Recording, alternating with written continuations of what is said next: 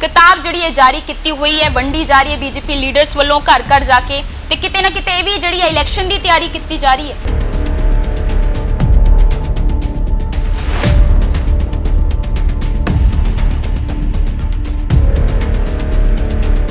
लोड़ की पै गई कि सिर्फ ये चीज़ नूं जिहड़ा है जाहिर करना पिया, जिहड़ा टाइटल दे विच भी लिखिया नज़र आ रहा है कि सिखां नाल खास रिश्ता, बाकी धर्मां नाल भी बड़ा खास रिश्ता रहा है, फिर यही खास किताब क्यों कड्डी गई।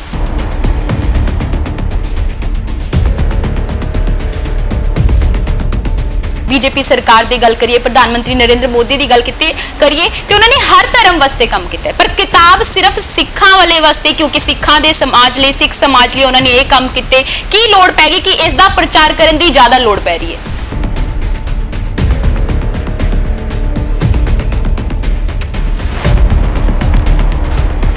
इस टाइम ते इलैक्शन काफ़ी नज़दीक ने, इस टाइम ते प्रचार क्यों शुरू किया इस किताब का?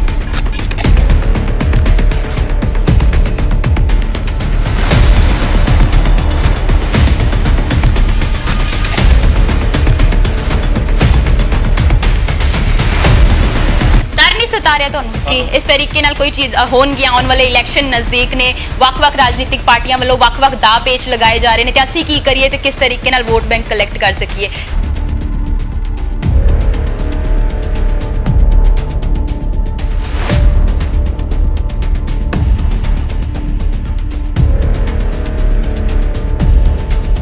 ते भी डर जरूर सता रहा होना कि पंजाब तो उन्नियां वोटां ना आउणगियां ते की बनेगा साडा।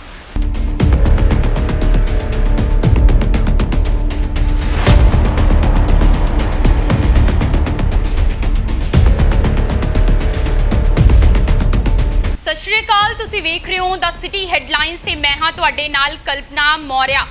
केंद्र सरकार वालों लिआंदे गए खेती कानूनां नूं लैके पंजाब दे विच भी बीजेपी नूं लगातार विरोध झलना पै रहा है। उत्थे ही शुरुआती दौर की जे गल करिए, खेती कानून लिआउण तो बाद ही किस तरीके नाल जो 9 मास का रिश्ता कहा जाता सी, श्रोमणी अकाली दल ते बीजेपी का गठजोड़ भी जिहड़ा है टुटदा नज़र आया। ते हुण क्योंकि जिहड़ा सियासत जिहड़ी एक बारी फिर गरमाउंदी नज़र आ रही है, इलैक्शन नज़दीक है, उसनूं लैके जिथे वक्-वक् राजनीतिक पार्टियां वालों सत्ता दे विच ਲਈ ਵੱਡੇ ਵੱਡੇ ਦਾਅਵੇ ਕੀਤੇ ਜਾ ਰਹੇ ਨੇ, ਤਰ੍ਹਾਂ ਤਰ੍ਹਾਂ ਦੇ ਦਾਅ ਪੇਚ ਲਗਾਏ ਜਾ ਰਹੇ ਨੇ। ਠੀਕ ਉਸੇ ਤਰੀਕੇ ਨਾਲ ਕਿਉਂਕਿ ਬੀਜੇਪੀ ਨੂੰ ਲਗਾਤਾਰ ਜਿਹੜਾ ਹੈ ਵਿਰੋਧ ਚੱਲਣਾ ਪੈ ਰਿਹਾ, ਉਸ ਨੂੰ ਲੈ ਕੇ ਬੀਜੇਪੀ ਵੱਲੋਂ ਵੀ ਤਿਆਰੀਆਂ ਖਿੱਚੀਆਂ ਜਾ ਰਹੀਆਂ ਨੇ। ਕਿਸ ਤਰੀਕੇ ਨਾਲ ਤਿਆਰੀਆਂ ਖਿੱਚੀਆਂ ਜਾ ਰਹੀਆਂ ਨੇ, ਇੱਕ ਤਸਵੀਰ ਨਿਕਲ ਕੇ ਸਾਹਮਣੇ ਆਉਂਦੀ ਹੈ ਕਿ ਸਭ ਤੋਂ ਪਹਿਲਾਂ ਤਾਂ ਬੀਜੇਪੀ ਦੇ ਜਿਹੜੇ ਵੱਖ-ਵੱਖ ਲੀਡਰਸ ਨੇ, ਮੈਂਬਰਸ ਨੇ, ਇੱਕ ਕਿਤਾਬ ਜਿਹੜੀ ਹੈ ਘਰ ਘਰ ਜਾ ਕੇ ਵੰਡਦੇ ਨਜ਼ਰ ਆ ਰਹੇ ਨੇ। ਤੇ ਉਹ ਕਿਤਾਬ ਕੀ ਹੈ ਤੁਹਾਨੂੰ ਪਹਿਲਾਂ ਜਾਣਕਾਰੀ ਦੇ ਦਿੰਨੀ ਆ ਤੇ ਇੱਕ ਤਸਵੀਰ ਵੀ ਦਿਖਾ ਦਿੰਨੀ ਆ ਕਿ ਜੋ ਇਹ ਕਿਤਾਬ जारी की गई है प्रधानमंत्री मोदी अते उन्हां दी सरकार दा सिखां नाल जिहड़ा है खास रिश्ता। ते किताब जिहड़ी है किते ना किते जो ये तस्वीरां बयान कर रही ने कि किते ना किते एक बारी फिर जिहड़ी है सियासत जिहड़ी है कीती जा रही, किते ना किते जो तैयारियां कीतियां जा रही ने इलैक्शन नूं लैके। गलबात जरूर करांगे कि इस दे पिछे होर मुख मकसद की है, क्योंकि लगातार इलैक्शन नज़दीक ने, पर जो ये टाइम चल रहा है, इस टाइम के दौरान जिथे वोट बैंक कलैक्ट करने की कोशिश की जाती है, पर उस दौरान लगातार जो बीजेपी नूं विरोध चलना पै रहा है, जो डैमेज कंट्रोल करने की कोशिश की जा रही है बीजेपी वालों, किते ना किते लग तो उही रहा है। तो अज साडे नाल बीजेपी के सीनियर लीडर प्रवीण बांसल जी मौजूद ने, उन्हां नाल गलबात करांगे। सर, गल करिए इलैक्शन नज़दीक ने, किताब जिहड़ी जारी की हुई है, वंडी जा रही है बीजेपी लीडर्स वालों घर घर जाके, ते किते ना किते भी जिहड़ी इलैक्शन की तैयारी की जा रही है। नहीं, साडा जनरली किस तरह का माइंड सैट हो गया, खास करके साडे इंडियंस लोगों का, कि असी हर चीज़ नूं इलैक्शनां दे नाल, चोणां दे नाल जोड़ के देखण की कोशिश करते हैं। जिस किताब की तुसी गल कर रहे हो, इस किताब नूं करीब 1 साल हो गया जारी किते हुए, और कोई भी सरकार है, चाहे वो पहला कांग्रेस सरकार सी, चाहे पंजाब दे अंदर श्रोमणी अकाली दल भारतीय जनता पार्टी की सरकार सी, या हुण केंद्र च भारतीय जनता पार्टी की सरकार है, कोई भी सरकार कोई भी काम करती है, वो काम जनता तक जावे, इस गल का प्रयास रहिंदा है।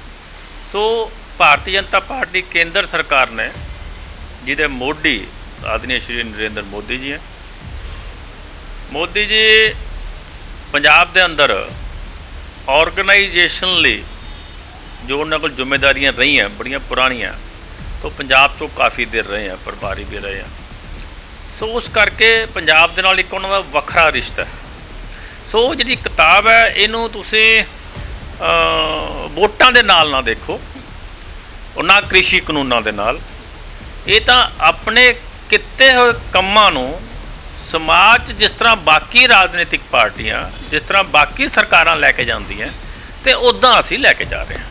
ਸਰ ਕਿ ਫਿਰ ਲੋੜ ਕੀ ਪੈ ਗਈ ਕਿ ਸਿਰਫ ਇਹ ਚੀਜ਼ ਨੂੰ ਜਿਹੜਾ ਹੈ ਜ਼ਾਹਰ ਕਰਨਾ ਪਿਆ, ਜਿਹੜਾ ਟਾਈਟਲ ਦੇ ਵਿੱਚ ਵੀ ਲਿਖਿਆ ਨਜ਼ਰ ਆ ਰਿਹਾ ਹੈ ਕਿ ਸਿੱਖਾਂ ਨਾਲ ਖਾਸ ਰਿਸ਼ਤਾ, ਬਾਕੀ ਧਰਮਾਂ ਨਾਲ ਵੀ ਬੜਾ ਖਾਸ ਰਿਸ਼ਤਾ ਰਿਹਾ, ਫਿਰ ਇਹੀ ਖਾਸ ਕਿਤਾਬ ਕਿਉਂ ਕੱਢੀ ਗਈ, ਕੀ ਵਜ੍ਹਾ ਰਹੀ? ਦੇਖੋ ਜਦ ਮੋਦੀ ਜੀ ਸੰਸਦ 'ਚ ਗਏ ਸੀ ਤਾਂ ਕਿਸੇ ਤੁਹਾਡੇ ਵਰਗੇ ਸੀਨੀਅਰ ਪੱਤਰਕਾਰ ਨੇ ਸਵਾਲ ਕੀਤਾ ਸੀ ਵੀ ਤੁਸੀਂ ਦੇਸ਼ ਦੇ ਮੁਸਲਮਾਨਾਂ ਵਾਸਤੇ ਕੀ ਕਰੋਗੇ। ਤਾਂ ਆਦਰਨੀਆ ਮੋਦੀ ਜੀ ਨੇ ਕਿਹਾ ਸੀ, ਮੈਂ ਦੇਸ਼ ਦੀ 135 ਕਰੋੜ ਜਨਤਾ ਦਾ ਨੁਮਾਇੰਦਾ, ਮੈਂ ਉਹਨਾਂ ਵਾਸਤੇ ਕਰਨਾ। ਸੋ ਉਹਨਾਂ ਨੇ ਜਿਸ ਤਰ੍ਹਾਂ ਆਪਣੀ ਪਹਿਲਾਂ ਗੱਲਬਾਤ 'ਚ ਦੱਸਿਆ, ਉਹਨਾਂ ਨੇ ਹਿੰਦੂ ਲਈ, ਮੁਸਲਿਮ ਲਈ, ਸਿੱਖ ਲਈ, ਇਸ ਤੋਂ ਇਲਾਵਾ ਇਕੱਲੀਆਂ ਕੌਮਾਂ ਨਹੀਂ, ਜਿਹੜਾ ਅਸੀਂ ਨਾਗਰਿਕਤਾ ਸੰਸ਼ੋਧਨ ਕਾਨੂੰਨ ਬਣਾਇਆ, CA ਸਿਟੀਜ਼ਨ ਅਮੈਂਡਮੈਂਟ ਐਕਟ ਜਿਹੜਾ ਬਣਾਇਆ, ਉਸਦੇ ਅੰਦਰ 5 ਧਰਮ ਹਿੰਦੂ, ਸਿੱਖ, ਈਸਾਈ, ਬੌਧ, ਜੈਨ, ਸੋ ਇਸ ਦੇਸ਼ 'ਚ ਰਹਿਣ ਵਾਲਾ ਹਰ ਨੁਮਾਇੰਦਾ ਉਹ ਕਿਸੇ ਧਰਮ ਨੂੰ ਬਿਲੋਂਗ ਕਰਦਾ, ਉਹ ਕਿਸੇ ਜਾਤੀ ਨੂੰ ਬਿਲੋਂਗ ਕਰਦਾ, ਉਸ ਦੀ ਸਮੱਸਿਆ ਕੀ ਹੈ, ਉਹ ਕਿੰਨੀ ਵੀ ਪੁਰਾਣੀ ਹੈ, ਉਹਦੇ ਹੱਲ ਦੇ ਲਈ ਇਹ ਇੱਕ ਪ੍ਰਯਾਸ ਸੀ। ਤੁਸੀਂ ਦੇਖੋ ਕਰਤਾਰਪੁਰ ਸਾਹਿਬ ਜਦੋਂ ਵੰਡ ਹੋਈ ਸੀ, ਉਹ ਵੰਡ ਦਾ ਜ਼ਖਮ ਸੀਗਾ, ਤੇ ਮੋਦੀ ਸਾਹਿਬ ਆਏ, ਉਹਨਾਂ ਨੇ ਕਰਤਾਰਪੁਰ ਸਾਹਿਬ ਦਾ ਲਾਂਘਾ ਖੋਲ੍ਹਿਆ। ਜਿਹੜਾ ਸੁਲਤਾਨਪੁਰ ਲੋਧੀ ਸੀ, ਉਹਨੂੰ ਹੈਰੀਟੇਜ ਸਿਟੀ ਬਣਾਉਣ ਦੇ ਸਾਰੇ ਪ੍ਰਯਾਸ ਹੋਏ। ਗੁਰੂ ਨਾਨਕ ਜੀ ਦੇ 550 ਸਾਲਾਂ 'ਤੇ ਉਹਨਾਂ ਦੇ ਸਿੱਖਿਆਵਾਂ ਨੂੰ ਲੈ ਕੇ, ਜਿੱਥੇ ਦੇਸ਼ ਦੀਆਂ 15 ਭਾਸ਼ਾਵਾਂ 'ਚ ਉਹਨਾਂ ਦੀ ਬਾਣੀ ਨੂੰ ਉਹਨਾਂ ਨੇ ਪ੍ਰਚਾਰ ਕਰਨ ਵਾਸਤੇ ਕਿਤਾਬਾਂ ਦਾ ਜਾਂ ਹੋਰ ਤਰੀਕਿਆਂ ਦਾ ਜਿਹੜਾ ਉਹਨਾਂ ਨੇ ਅਪਣਾਇਆ, ਉਸ ਦੇ ਨਾਲ ਯੂਨੈਸਕੋ ਨੂੰ ਕਹਿ ਕੇ, ਯੂਨੈਸਕੋ ਦੇ ਰਾਹੀਂ ਵਿਦੇਸ਼ੀ ਭਾਸ਼ਾ 'ਚ ਵੀ, ਕਿਉਂਕਿ ਜਿਹੜੀ ਸਿੱਖ ਕੌਮ ਹੈ ਪੂਰੇ ਦੁਨੀਆ 'ਚ ਫੈਲੀ ਹੋਈ ਹੈ, ਇਸ ਲਈ ਅਲੱਗ-ਅਲੱਗ ਭਾਸ਼ਾਵਾਂ ਵਿੱਚ ਵਿਦੇਸ਼ੀ ਭਾਸ਼ਾ 'ਚ ਵੀ ਉਹਦਾ ਪ੍ਰਚਾਰ ਸ਼ੁਰੂ ਹੋਇਆ। ਗੁਰੂ ਨਾਨਕ ਜੀ ਦੇ ਸਿੱਕਾ ਜਾਰੀ ਕੀਤਾ ਗਿਆ, ਉਹਨਾਂ ਦਾ ਡਾਕ ਟਿਕਟ ਜਾਰੀ ਕੀਤੀ ਗਈ। ਗੁਰੂ ਨਾਨਕ ਦੇਵ ਜੀ ਦੇ 350 ਸਾਲਾਂ 'ਤੇ ਵੀ ਉਹ ਸਾਰੇ ਪ੍ਰਯਾਸ ਹੋਏ। 1984 ਦੇ ਦੰਗੇ, 3 ਦਹਾਕਿਆਂ ਤੱਕ ਉਹਨਾਂ ਨੂੰ ਇਨਸਾਫ ਨਹੀਂ ਮਿਲਿਆ, ਲੇਕਿਨ ਆਦਰਨੀਆ ਮੋਦੀ ਜੀ ਨੇ ਉਹਨਾਂ ਨੂੰ ਇਨਸਾਫ ਦਿਵਾਇਆ। ਅੱਤਵਾਦ ਦੇ ਦੌਰ 'ਚ ਜਿਹੜੇ ਲੋਕ 314 ਲੋਕ ਜਿਹੜੇ ਬਲੈਕ ਲਿਸਟ 'ਚ ਉਹਨਾਂ ਦਾ ਨਾਮ ਦਰਜ ਕੀਤਾ ਹੋਇਆ ਸੀ, ਉਹ ਲੋਕ ਵਿਦੇਸ਼ 'ਚ ਬੈਠੇ ਸੀ। ਕੋਈ ਬਜ਼ੁਰਗ ਵੀ ਹੋ ਗਿਆ, ਕੋਈ ਆਪਣੇ ਬੱਚਿਆਂ ਨੂੰ ਮਿਲਣਾ ਚਾਹੁੰਦਾ, ਕੋਈ ਮਾਂ-ਬਾਪ ਨੂੰ ਮਿਲਣਾ ਚਾਹੁੰਦਾ ਸੀ, ਕਿਸੇ ਨੂੰ ਕੋਈ ਆਰਥਿਕ ਦ੍ਰਿਸ਼ਟੀ ਦਾ ਪ੍ਰੋਬਲਮ ਸੀ, ਕਿਸੇ ਨੂੰ ਕੋਈ ਫਿਜ਼ੀਕਲ ਪ੍ਰੋਬਲਮ ਸੀ, ਲੇਕਿਨ ਉਹ ਆਪਣੇ ਦੇਸ਼ 'ਚ ਪਰਤ ਨਹੀਂ ਸਕਦੇ ਸੀਗੇ। ਅਤੇ ਆਦਰਨੀਆ ਮੋਦੀ ਜੀ ਨੇ ਸਿੱਖ ਨੁਮਾਇੰਦਿਆਂ ਦੇ ਇੱਕ ਬੋਲ 'ਤੇ ਉਹ ਲਿਸਟ ਸਾਰੀ ਖਤਮ ਕਰਤੀ। 314 ਚੋਂ 312 ਜਿਹੜੇ ਹੈਗੇ ਆ, ਉਹਨਾਂ ਨੇ ਨਾਮ ਕੱਟੇ। ਸ਼੍ਰੀ ਹਰਿਮੰਦਰ ਸਾਹਿਬ ਦੇ ਨਾਲ ਉਹਨਾਂ ਦੀਆਂ ਨਾ ਮਾਨਤਾ ਵੀ ਜੁੜੀਆਂ ਹੋਈਆਂ, ਸ਼ਰਧਾ ਵੀ ਹੈ। ਉਹਨੂੰ ਉਹਨਾਂ ਨੇ FCR ਰਾਹੀਂ ਰਜਿਸਟਰ ਕਰਕੇ, ਤਾਂ ਕਿ ਉਹ ਬਾਹਰ ਬੈਠੇ ਵੀ, ਉਰੇ ਆਉਣ ਦੀ ਲੋੜ ਨਹੀਂ ਹੈ, ਬਾਹਰ ਬੈਠੇ ਵੀ ਆਪਣੇ ਧਰਮ ਦੇ ਨਾਲ, ਆਪਣੇ ਕੇਂਦਰ ਸਥਾਨ ਦੇ ਨਾਲ, ਆਪਣੇ ਮਾਨਤਾ ਦੇ ਨਾਲ ਉਹ ਜੁੜੇ ਰਹਿਣ। ਜ਼ਿਆਦਾਤਰ ਸਿੱਖ ਸਮਾਜ ਜਦੋਂ ਵੰਡ ਹੋਈ, ਵੰਡ ਤੋਂ ਬਾਅਦ ਕੁਛ ਬੰਗਲਾਦੇਸ਼ ਚਲੇ ਗਏ, ਰਹਿੰਦੇ ਸੀਗੇ ਉੱਥੇ, ਜਾਂ ਚਲੇ ਗਏ, ਜਾਂ ਕੁਛ ਪਾਕਿਸਤਾਨ ਰਹਿ ਗਏ, ਕੁਛ ਅਫਗਾਨਿਸਤਾਨ ਸੀ। ਉਹਨਾਂ ਦਾ 1947 ਤੋਂ ਬਾਅਦ ਇੰਨੀਆਂ ਤਸੀਹੇ ਸਹੀ ਗਏ, ਕੁਛ ਲੋਕ ਭੱਜ ਕੇ ਔਰ ਇੰਡੀਆ 'ਚ ਆਏ, ਲੇਕਿਨ ਕਿਸੇ ਨੇ ਚਿੰਤਾ ਨਹੀਂ ਕੀਤੀ। ਅਤੇ ਉਹਨਾਂ ਨੂੰ ਨਾਗਰਿਕਤਾ ਦੇਣ ਦਾ ਵੀ ਕੰਮ ਹੈ ਜਿਹੜਾ ਆਦਰਨੀਆ ਮੋਦੀ ਸਾਹਿਬ ਨੇ ਕੀਤਾ। ਜੰਮੂ ਕਸ਼ਮੀਰ ਹੈ, ਜੰਮੂ ਕਸ਼ਮੀਰ 'ਚ 370 ਧਾਰਾ ਲੱਗੀ ਸੀਗੀ। 370 ਧਾਰਾ ਕਰਕੇ ਸਿੱਖ ਸਮਾਜ ਨੂੰ ਉੱਥੇ ਦੀ ਨਾਗਰਿਕਤਾ ਜਾਂ ਉੱਥੇ ਦਾ ਜਿਹੜਾ ਡੋਮੀਸਾਈਲ ਹੈ, ਲੈਂਚ, ਜਾਂ ਉੱਥੇ ਦਾ ਬਾਕੀ ਸਮਾਜ ਨਾਲੋਂ ਜੋ ਬਾਕੀ ਸਮਾਜ ਨੂੰ ਸਹੂਲਤਾਂ ਮਿਲਦੀਆਂ ਸੀਗੀਆਂ, ਸਿੱਖ ਸਮਾਜ ਉਸ ਤੋਂ ਵਾਂਝਾ ਸੀ। ਆਦਰਣੀय ਮੋਦੀ ਜੀ ਨੇ ਉਹ 370 ਧਾਰਾ ਤੋੜਨ ਤੋਂ ਬਾਅਦ ਬਾਕੀ ਸਮਾਜ ਦੀ ਤਰ੍ਹਾਂ ਉਹਨਾਂ ਦਾ ਜੋ ਬਣਦਾ ਹੱਕ ਸੀਗਾ ਉਹ ਆਦਰਣੀय ਮੋਦੀ ਜੀ ਨੇ ਦਿੱਤਾ। ਸਰ ਤੁਹਾਡੇ ਵੱਲੋਂ ਗੱਲ ਕਹੀ ਜਾਂਦੀ ਹੈ ਕਿ ਕੋਸ਼ਿਸ਼ ਹੈ, ਠੀਕ ਹੈ, ਕਿਤਾਬ ਵੀ ਜਾਰੀ ਕੀਤੀ, ਜੋ ਚੀਜ਼ਾਂ ਦਾ ਤੁਸੀਂ ਜ਼ਿਕਰ ਕੀਤਾ ਕਿਤਾਬ ਦੇ ਵਿੱਚ ਵੀ ਉਸ ਦਾ ਜ਼ਿਕਰ ਦੇਖਣ ਨੂੰ ਮਿਲ ਰਿਹਾ ਹੈ। ਪਰ ਅਸੀਂ ਜੇ ਗੱਲ ਕਰਦੇ ਹਾਂ ਕਿ ਬੀਜੇਪੀ ਸਰਕਾਰ ਦੀ ਗੱਲ ਕਰੀਏ, ਪ੍ਰਧਾਨ ਮੰਤਰੀ ਨਰਿੰਦਰ ਮੋਦੀ ਦੀ ਗੱਲ ਕਰੀਏ ਤੇ ਉਹਨਾਂ ਨੇ ਹਰ ਧਰਮ ਵਾਸਤੇ ਕੰਮ ਕੀਤਾ ਹੈ, ਪਰ ਕਿਤਾਬ ਸਿਰਫ ਸਿੱਖਾਂ ਵਾਲੇ ਵਾਸਤੇ, ਕਿਉਂਕਿ ਸਿੱਖਾਂ ਦੇ ਸਮਾਜ ਲਈ, ਸਿੱਖ ਸਮਾਜ ਲਈ ਉਹਨਾਂ ਨੇ ਇਹ ਕੰਮ ਕੀਤੇ। ਕੀ ਲੋੜ ਪੈ ਗਈ ਕਿ ਇਸ ਦਾ ਪ੍ਰਚਾਰ ਕਰਨ ਦੀ ਜ਼ਿਆਦਾ ਲੋੜ ਪੈ ਰਹੀ ਹੈ?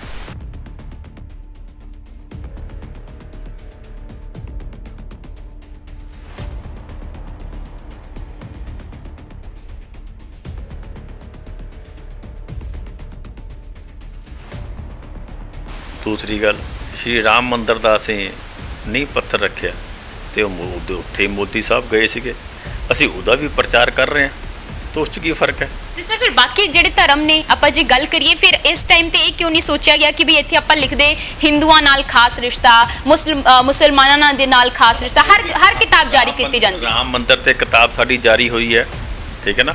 ਸਾਡੇ ਨਹੀਂ ਮੈਂ ਦੱਸਾਂ ਨਾ, ਜਿਹੜੇ ਬਾਕੀ ਅਸੀਂ ਕੰਮ ਕੀਤਾ 370 ਤੇ ਸਾਡੀ ਜਾਰੀ ਹੋਈ ਹੈ, CA ਤੇ ਜਾਰੀ ਹੋਈ ਹੈ। ਸੋ ਅਸੀਂ ਜੋ ਕੀਤੇ ਅਸੀਂ ਸਾਰੇ ਜਾਰੀ ਕੀਤੇ ਆ। ਇਸ ਟਾਈਮ ਤੇ ਇਲੈਕਸ਼ਨ ਕਾਫੀ ਨਜ਼ਦੀਕ ਨੇ, ਇਸ ਟਾਈਮ ਤੇ ਪ੍ਰਚਾਰ ਕਿਉਂ ਸ਼ੁਰੂ ਕੀਤਾ ਇਸ ਕਿਤਾਬ ਦਾ? ਸਾਨੂੰ 1 ਸਾਲ ਹੋ ਗਿਆ।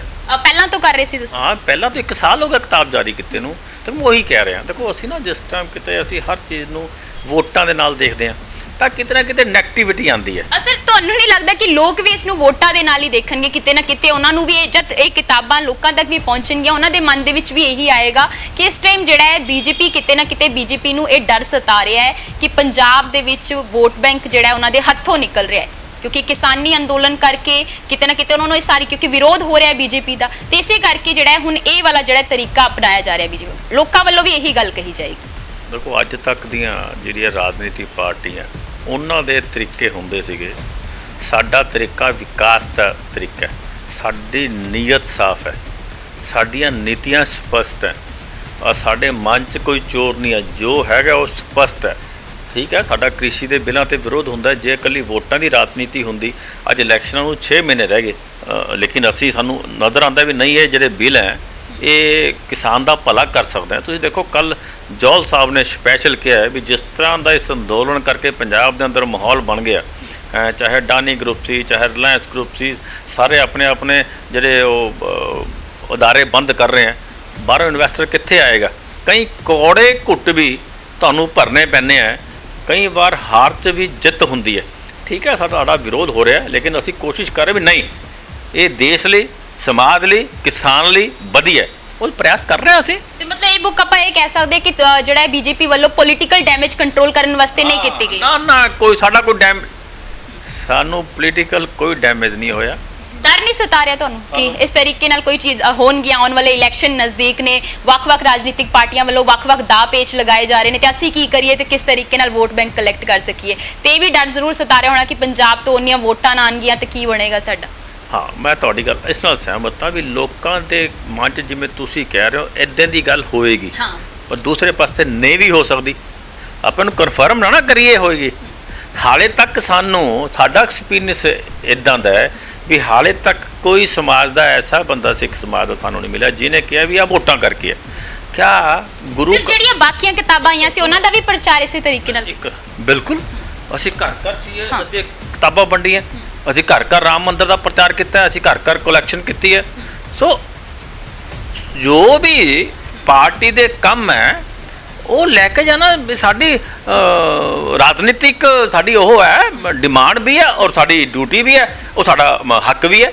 ਸੋ ਅਸੀਂ ਕਰ ਰਹੇ ਹਾਂ। ਇਹਦੇ ਨਾਲ ਐਸਾ ਕੁਝ ਨਹੀਂ ਹੈ। ਮੰਨ ਲਓ ਮੈਂ ਕੋਈ ਬਿਜ਼ਨਸ ਕਰਦਾ ਜਾਂ ਮੈਂ ਕਿਸੇ ਧਰਮ ਨਾਲ ਜੁੜਿਆ ਹੋਇਆ ਤਾਂ ਨੈਚੁਰਲੀ ਮੇਰੇ ਕੰਮ 'ਚ ਉਹ ਚੀਜ਼ਾਂ ਨਜ਼ਰ ਆਉਣਗੀਆਂ।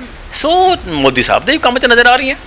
ਤੇ ਇਸ ਦੇ ਨਾਲ ਹੀ ਸਰ ਇਹ ਵੀ ਗੱਲ ਹੁੰਦੀ ਹੈ ਕਿ ਜਦ ਖੇਤੀ ਕਾਨੂੰਨਾਂ ਨੂੰ ਲੈ ਕੇ ਕਿਸਾਨਾਂ ਵੱਲੋਂ ਜਦ ਜੰਗ ਸ਼ੁਰੂ ਕੀਤੀ ਗਈ ਸੀ, ਸ਼ੁਰੂਆਤੀ ਦੌਰ ਦੇ ਵਿੱਚ ਹੀ ਜਿਹੜਾ ਮਤਲਬ ਹਰ ਕਿਸੇ ਨੂੰ ਹੁੰਦਾ ਸੀ, ਕਿਹਾ ਵੀ ਜਾਂਦਾ ਸੀ ਕਿ 9 ਮਾਸ ਦਾ ਰਿਸ਼ਤਾ ਹੈ ਸ਼੍ਰੋਮਣੀ ਅਕਾਲੀ ਦਲ ਤੇ ਬੀਜੇਪੀ ਦਾ, ਉਹ ਗੱਠਜੋੜ ਵੀ ਜਿਹੜਾ ਟੁੱਟ ਗਿਆ। ਤੇ ਕਿਤੇ ਨਾ ਕਿਤੇ ਹੁਣ ਜਿਹੜਾ ਹੈ ਇਸੇ ਕਰਕੇ ਵੀ ਲੋਕਾਂ ਦੇ ਮਨ ਦੇ ਵਿੱਚ ਆਉਂਦਾ ਕਿ ਹੁਣ ਜਿਹੜਾ ਬੀਜੇਪੀ ਨੂੰ ਜ਼ਿਆਦਾ ਹੀ ਤਿਆਰੀ ਕਰਨੀ ਪਏਗੀ, ਕਿਉਂਕਿ ਹੁਣ ਵੈਸੇ ਵੀ ਇਕੱਲੇ ਤੁਰਨਾ ਹੈ। ਉਸ ਤੋਂ ਇਲਾਵਾ ਫਿਰ ਜਿਹੜੀ ਇਹ ਕਿਤਾਬ ਜਾ ਰਹੀ ਹੈ ਹੁਣ ਲੋਕਾਂ ਦੇ ਕੋਲ, ਇਸੇ ਕਰਕੇ ਜਿਹੜੀ ਇਹ ਗੱਲਬਾਤ ਜ਼ਰੂਰ ਆਏਗੀ, ਲੋਕਾਂ ਦੇ ਦਿਮਾਗ ਦੇ ਵਿੱਚ ਵੀ ਇਹ ਗੱਲ ਜਿਹੜੀ ਹੈ ਸਟ੍ਰਾਈਕ ਜ਼ਰੂਰ ਕਰੇਗੀ। ਦੇਖੋ, ਮੈਂ ਤੁਹਾਡੇ ਨਾਲ ਇੱਕ ਗੱਲ ਦਾ ਸਹਿਮਤ ਹਾਂ, ਸਾਡਾ ਰਿਸ਼ਤਾ ਬਿਲਕੁਲ 9 ਮਾਸ ਦਾ ਰਿਸ਼ਤਾ ਸੀ। ਦੇਖੋ 23 ਸਾਲ 'ਚ ਰਿਸ਼ਤਾ ਚੱਲਣਾ, ਕੰਟੀਨਿਊ ਚੱਲਣਾ, ਔਰ ਹਰ ਤਰ੍ਹਾਂ ਦੀਆਂ ਗਤੀਵਿਧੀਆਂ, ਚਾਹੇ ਸਰਕਾਰ ਬਣਾਉਣ 'ਚ, ਚਾਹੇ ਪ੍ਰਦਰਸ਼ਨ 'ਚ, ਚਾਹੇ ਕਿਸੇ ਤਰ੍ਹਾਂ ਦੇ ਸੋਸ਼ਲ ਕੰਮਾਂ 'ਚ, ਹਰ ਤਰ੍ਹਾਂ ਦੇ ਨਾਲ ਇਕੱਠਾ ਹੋਣਾ। ਸੋ 100% ਸਾਡਾ 9 ਮਾਸ ਦਾ ਰਿਸ਼ਤਾ ਸੀ। ਪਰ ਅਕਾਲੀ ਦਲ ਦੀਆਂ ਕਿਤੇ ਪੋਲੀਟੀਕਲ ਕੰਪਲਸ਼ਨਸ ਸੀਗੀਆਂ, ਜਿਹਦੇ ਕਰਕੇ ਉਹਨਾਂ ਨੂੰ ਯੂ ਟਰਨ ਲੈਣਾ ਪਿਆ। ਦੂਸਰੀ ਗੱਲ ਜਿਹੜੀ ਤੁਸੀਂ ਕੀਤੀ ਹੈ ਵੀ ਭਾਰਤੀ ਜਨਤਾ ਪਾਰਟੀ ਦੀ ਮਜ਼ਬੂਤੀ ਨਾਲ, ਅਸੀਂ ਬਿਲਕੁਲ ਕਰਾਂਗੇ। ਪਹਿਲਾਂ ਅਸੀਂ 23 ਸੀਟਾਂ ਲੜਦੇ ਸੀਗੇ, ਬਾਕੀ ਸੀਟਾਂ ਅਸੀਂ ਅਕਾਲੀ ਦਲ ਨੂੰ ਜਿਤਾਉਣ ਵਾਸਤੇ ਕੰਮ ਕਰਦੇ ਸੀਗੇ। ਹੁਣ ਅਸੀਂ 117 ਸੀਟਾਂ 'ਤੇ ਲੜਨਾ ਹੈ, ਭਾਰਤੀ ਜਨਤਾ ਪਾਰਟੀ ਨੇ ਖੁਦ ਜਿੱਤਣਾ ਹੈ। ਤੇ ਨੈਚੁਰਲੀ ਜਦ ਤੁਹਾਡਾ ਦਾਇਰਾ ਵੱਧ ਗਿਆ ਤੇ ਮਿਹਨਤ ਤਾਂ ਕਰਨੀ ਹੋ ਪਏਗੀ। ਬਿਲਕੁਲ। ਤੇ ਸਰ ਸਭ ਤੋਂ ਮੇਰਾ ਅਖੀਰਲਾ ਸਵਾਲ ਇਹੀ ਹੋਏਗਾ, ਤੁਹਾਡੇ ਵੱਲੋਂ ਵੀ ਗੱਲ ਕਹੀ ਜਾ ਰਹੀ ਕਿ ਕਿਤਾਬ ਦਾ ਜਿਹੜਾ ਇਲੈਕਸ਼ਨ ਨਾਲ ਕੋਈ ਰਿਸ਼ਤਾ ਨਹੀਂ ਹੈਗਾ ਹੈ, ਕੋਈ ਇਲੈਕਸ਼ਨ ਵਾਸਤੇ ਤੁਸੀਂ ਪ੍ਰਚਾਰ ਨਹੀਂ ਕਰ ਰਹੇ, ਵੋਟ ਬੈਂਕ ਤੁਸੀਂ ਕਲੈਕਟ ਨਹੀਂ ਕਰਨ ਲਈ ਇੱਕ ਜਿਹੜੀ ਕੋਸ਼ਿਸ਼ ਉਸ ਵਾਸਤੇ ਨਹੀਂ ਕੀਤੀ ਜਾ ਰਹੀ ਹੈ। ਤੇ ਫਿਰ ਕਿਸ ਤਰੀਕੇ ਨਾਲ ਵੇਖਦੇ ਹੋ? ਯਾਨੀ ਤੁਹਾਨੂੰ ਮਤਲਬ ਹੈਗਾ ਕਿ ਪੰਜਾਬ ਦੇ ਵਿੱਚੋਂ ਜੋ ਵੈਸੇ ਲਗਾਤਾਰ ਜੇ ਅਸੀਂ ਖੇਤੀ ਕਾਨੂੰਨਾਂ ਨੂੰ ਲੈ ਕੇ ਦੇਖੀਏ, ਜੇ ਬੀਜੇਪੀ ਦਾ ਵਿਰੋਧ ਕੀਤਾ ਜਾ ਰਿਹਾ, ਪਰ ਆਉਣ ਵਾਲੀ ਇਲੈਕਸ਼ਨ ਦੇ ਵਿੱਚ ਤੁਹਾਨੂੰ ਇਹੋ ਜਿਹੇ ਪ੍ਰਚਾਰ ਦੀ ਲੋੜ ਨਹੀਂ ਪਏਗੀ, ਤੁਹਾਨੂੰ ਵੈਸੇ ਹੀ ਵੋਟ ਬੈਂਕ ਆਏਗੀ ਤੁਹਾਨੂੰ ਪੰਜਾਬ ਦੀ? ਦੇਖੋ, ਬੀਜੇਪੀ ਇੱਕ ਰਾਜਨੀਤਿਕ ਪਾਰਟੀ ਹੈ, ਔਰ ਹਰ ਰਾਜਨੀਤਿਕ ਪਾਰਟੀ ਚਾਹੁੰਦੀ ਹੈ ਵੀ ਸਾਡੀਆਂ ਵੋਟਾਂ ਵਧਣ। ਬਾਕੀ ਪਾਰਟੀਆਂ ਧਰਮ ਦੇ ਆਧਾਰ 'ਤੇ, ਕਿਤੇ ਡਿਵਾਈਡ ਐਂਡ ਰੂਲ, ਕਿਤੇ ਜਾਤੀ ਦੇ ਆਧਾਰ 'ਤੇ ਜਾਂ ਹੋਰ ਹੱਥਕੰਡੇ ਅਪਣਾਉਂਦੀਆਂ ਸੀ। ਤੁਹਾਡੇ ਸ਼ਬਦਾਂ ਦੇ ਮੁਤਾਬਕ ਵੀ ਸਾਡਾ ਜਿਹੜਾ ਢੰਗ ਹੈ ਉਹ ਸਿੱਧਾ ਵਿਕਾਸ ਦਾ ਸਾਡਾ ਮੁੱਦਾ ਹੈ, ਸਾਡਾ ਦੇਸ਼ ਦੀ ਸੁਰੱਖਿਆ ਦਾ ਮੁੱਦਾ ਹੈ, ਸਾਡੇ ਦੇਸ਼ ਦੀਆਂ ਪੁਰਾਣੀਆਂ ਤੋਂ ਪੁਰਾਣੀਆਂ ਸਮੱਸਿਆਵਾਂ ਨੂੰ ਐਡਰੈਸ ਕਰਨ ਦਾ, ਹੌਸਲਾ ਕਰਨ ਦਾ ਮੁੱਦਾ ਹੈ। ਸੋ ਸਾਡੇ ਜਿਹੜੇ ਉਹੋ ਹੀ ਸਾਡੇ ਮੁੱਦੇ ਰਹਿਣਗੇ ਪੰਜਾਬ ਦੇ ਚੋਣਾਂ ਦੇ ਵਿੱਚ ਵੀ। ਪੰਜਾਬ ਇੱਕ ਬਾਰਡਰ ਸਟੇਟ ਹੈ, ਬਾਰਡਰ ਸਟੇਟ ਹੋਣ ਕਰਕੇ ਸੈਂਸਿਟਿਵ ਸਟੇਟ ਹੈ। ਸੋ ਇਸ ਗੱਲ ਨੂੰ ਧਿਆਨ 'ਚ ਮੱਦੇ ਰੱਖਦੇ ਹੋਏ ਉਸ ਬਾਰਡਰ ਵੀ ਸਾਡੇ ਮਜ਼ਬੂਤ ਹੋਣ, ਇਹ ਵੀ ਜਿਹੜਾ ਹੈਗਾ ਸਾਡਾ ਜਿਹੜਾ ਏਜੰਡਾ ਰਹੇਗਾ। ਬਿਲਕੁਲ। ਤੇ ਅਸੀਂ ਗੱਲਬਾਤ ਕੀਤੀ ਬੀਜੇਪੀ ਦੇ ਸੀਨੀਅਰ ਆਗੂ ਪ੍ਰਵੀਨ ਬਾਂਸਲ ਜੀ ਨਾਲ। ਬਿਲਕੁਲ ਚਰਚਾ ਜਿਹੜੀ ਹੋਈ ਹੈ ਇਸ ਕਿਤਾਬ ਨੂੰ ਲੈ ਕੇ ਹੋਈ ਹੈ ਕਿ ਕਿਸ ਤਰੀਕੇ ਨਾਲ ਜੋ ਕਿਤਾਬ ਜਾਰੀ ਕੀਤੀ ਜਾਂਦੀ ਹੈ ਉਸ ਦਾ ਪ੍ਰਚਾਰ ਜਿਹੜਾ ਹੈ ਜ਼ੋਰੋ ਸ਼ੋਰਾਂ ਨਾਲ ਜਿਹੜਾ ਕੀਤਾ ਜਾ ਰਿਹਾ ਕਿ ਪ੍ਰਧਾਨ ਮੰਤਰੀ ਮੋਦੀ ਅਤੇ ਉਹਨਾਂ ਦੀ ਸਰਕਾਰ ਦਾ ਸਿੱਖਾਂ ਨਾਲ ਖਾਸ ਰਿਸ਼ਤਾ, ਜਿਸ ਨੂੰ ਲੈ ਕੇ ਅੰਦਾਜ਼ਾ ਤਾਂ ਸਭ ਤੋਂ ਪਹਿਲਾਂ ਇਹੀ ਲੱਗਦਾ ਹੈ ਕਿ ਹੋ ਸਕਦਾ ਇਲੈਕਸ਼ਨ ਨੂੰ ਲੈ ਕੇ ਜਿਹੜੀਆਂ ਤਿਆਰੀਆਂ ਕੀਤੀਆਂ ਜਾ ਰਹੀਆਂ ਨੇ, ਇੱਕ ਵਾਰੀ ਫਿਰ ਜਿਹੜੀ ਹੈ ਪੰਜਾਬ ਤੋਂ ਵੋਟ ਬੈਂਕ ਕਲੈਕਟ ਕਰਨ ਦੀ ਕੋਸ਼ਿਸ਼ ਕੀਤੀ ਜਾ ਰਹੀ ਹੈ। ਪਰ ਜਿਹੜਾ ਫਿਲਹਾਲ ਇਹਨਾਂ ਸਾਰੀਆਂ ਚੀਜ਼ਾਂ ਨੂੰ ਨਕਾਰਦੇ ਹੋਏ ਗੱਲ ਤਾਂ ਇਹੀ ਕਹੀ ਜਾ ਰਹੀ ਕਿ ਇਲੈਕਸ਼ਨ ਨੂੰ ਲੈ ਕੇ ਤਿਆਰੀਆਂ ਨਹੀਂ ਹੋ ਰਹੀਆਂ, ਪਰ ਬਾਕੀ ਜਿਹੜੇ ਆਉਣ ਵਾਲੇ ਸਮੇਂ ਦੇ ਵਿੱਚ ਹੀ ਇਹ ਸਾਰੀ ਚੀਜ਼ਾਂ ਸਾਫ਼ ਹੋਣਗੀਆਂ ਕਿ ਕਿਹੜੀ ਚੀਜ਼ ਨੂੰ ਲੈ ਕੇ ਕਿਸ ਤਰੀਕੇ ਨਾਲ ਜਿਹੜੀ ਇਹ ਤਿਆਰੀ ਕੀਤੀ ਜਾ ਰਹੀ ਹੈ। ਕੈਮਰਾਮੈਨ ਬਲਜਿੰਦਰ ਸਿੰਘ ਦੇ ਨਾਲ ਮੈਂ ਕਲਪਨਾ ਮੌਰਿਆ, ਵੇਖਦੇ ਰਹੋ ਦਾ ਸਿਟੀ ਹੈਡਲਾਈਨਸ।